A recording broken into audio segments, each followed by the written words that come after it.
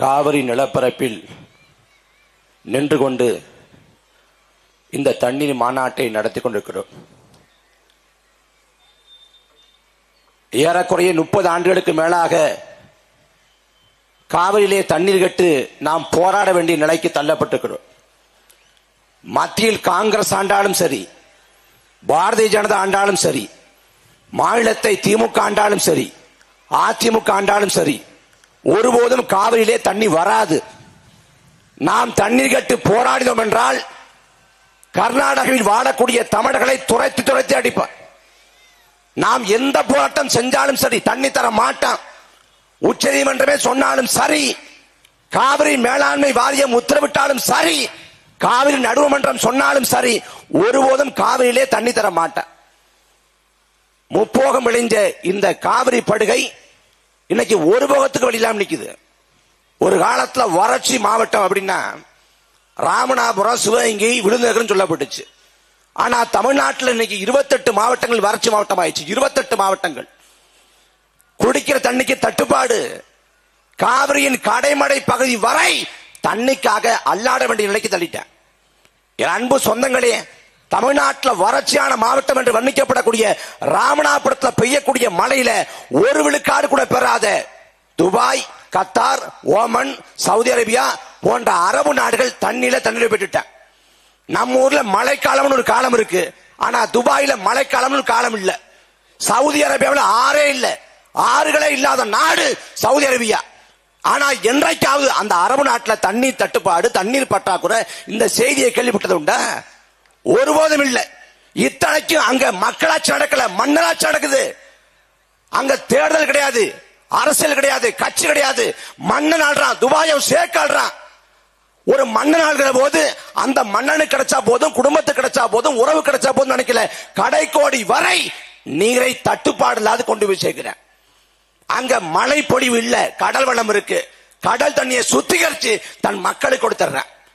ஆனால் அன்பு மக்களே, ஒட்டுமொத்த தமிழ்நாட்டோட சராசரி மழைப்பொழிவு ஆண்டொன்றுக்கு 950 மில்லிமீட்டர். உலகத்தின் சராசரி மழைப்பொழிவு 800 மில்லிமீட்டர். தமிழ்நாட்டின் சராசரி மழைப்பொழிவு 950 மில்லிமீட்டர்.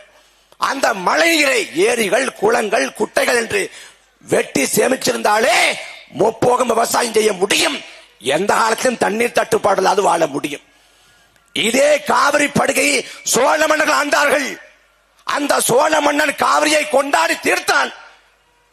வான் பொய்ப்பினும் தான் பொய்யா காவிரி என்று காவிரியை கொண்டாடி தீர்த்தான். பாண்டிய மன்னன் வைகையை கொண்டாடி தீர்த்தான். பொய்யா குளக்கொடி என்று வைகையை கொண்டாடினான். பாரதி சுதந்திரத்துக்காக பாடினான், எல்லாருக்கும் தெரியும். ஆனா சுதந்திரம் பெற்ற நாட்டில் பாரதி வாழல. அடிமை இந்தியாவில் பிறந்த அடிமை இந்தியாவில் செத்து போனவன் பாரதி. அவன் பாடினா அடிமை இந்தியாவில் காவிரி தென்பண்ணை பாலாறு தமிழ் கண்டதொரு வையை போனது என மேவியாறு பாட ஓட திருமணி செலுத்த தமிழ்நாடு. வெள்ளக்காரன் ஆட்சி காலத்தில் அடிமை இந்தியாவில் வளம் கொளித்தது, ஆறுகள் செழித்தது. ஆனா சுதந்திர இந்தியாவில் ஆறுகள் செத்து கொண்டிருக்கிறது. காவிரியில தண்ணி வரல, போராடுறோம். போராட்டம் நடக்குது. சட்ட போராட்டம், அற போராட்டம், எல்லா போராட்டமும். காவிரியிலே தண்ணி கட்டு போராடுகிற வழியில காவிரி ஆற்றின் துணையாறு அமராவதி, காவிரி ஆற்றின் துணையாறு பவானி, காவிரி ஆற்றின் துணையாறு நொய்யல், இந்த ஆறுகள் தமிழ்நாட்டில் எந்த நிலையில் இருக்கிறது? ஒரு மனிதன் நஞ்சி அடைந்தால் வாயிலே நுரை தள்ளி அவன் சாவது போல நொய்யல் ஆற்று படுகை முழுமைக்கும் நுரை தள்ளி கொண்டிருக்கிறது. அன்பு சொந்தங்களை 2000 ஆண்டுகளை திரும்பி பாருங்க. எண்ணற்ற மன்னர்கள் வந்தார்கள், அரசர்கள் இந்த நிலத்தை ஆட்சி செய்தார்கள், படையெடுப்பை நிகழ்த்தார்கள், போர் புரிந்தார்கள், சண்டையிட்டார்கள். வாதாபி எரிக்கப்பட்டது, உறையூர் எரிக்கப்பட்டது, புத்த மடங்கள் நொறுக்கப்பட்டது, கோயில் இடிக்கப்பட்டது, தேவாலயம் இடிக்கப்பட்டது, வன்முறைகள் நிகழ்த்தப்பட்டது. இந்த 2000 ஆண்டு காலத்தில் எத்தனை போர் நிகழ்ந்த போதும், எத்தனை உயிரிழப்பு நிகழ்ந்த போதும் ஒரு மன்னன் கூட இயற்கை வளத்தை அழிக்கல, ஒரு ஆத்துல மண்ணை கொள்ளையடிக்கல, ஒரு மலையை தகர்த்து கனிம வளங்களாக ஏத்தல. இப்படி 2000 ஆண்டுகளாக பாதுகாத்து வைக்கப்பட்ட இயற்கை வளங்கள் 60 ஆண்டுகள திராவிட ஆட்சி காலத்திலே அழிக்கப்பட்டுக் கொண்டிருக்கிறது.